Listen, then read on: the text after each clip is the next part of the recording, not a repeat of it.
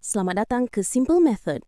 Kota Kinabalu, Perdana Menteri Datuk Seri Anwar Ibrahim menegaskan bahawa tindakan setiausaha politik kanan beliau, Datuk Seri Syamsul Iskandar Muakin, meletakkan jawatan selepas dikaitkan dengan dakwaan rasuah, membuktikan bahawa Kerajaan Madani serius menjaga integriti dan ketelusan pentadbiran. Menurut Anwar, langkah Syamsul yang meletakkan jawatan serta-merta dan meminta SPRM menyiasat dirinya sendiri adalah sesuatu yang jarang berlaku sebelum ini dalam mana-mana kerajaan. Ini baru integriti. Ada tuduhan, terus berhenti, panggil SPRM siasat.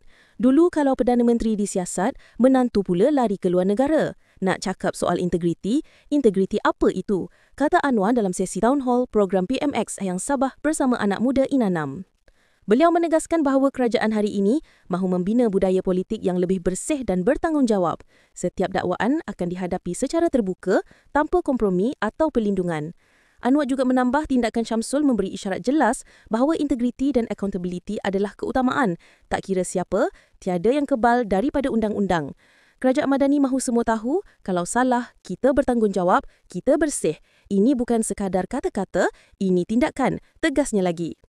Itulah perkembangan terkini dari Kota Kinabalu. Apa pendapat anda tentang langkah berani ini? Tinggalkan komen di bawah, jangan lupa like, subscribe dan tekan ikon lucing supaya tak terlepas berita hangat dari Simple Method.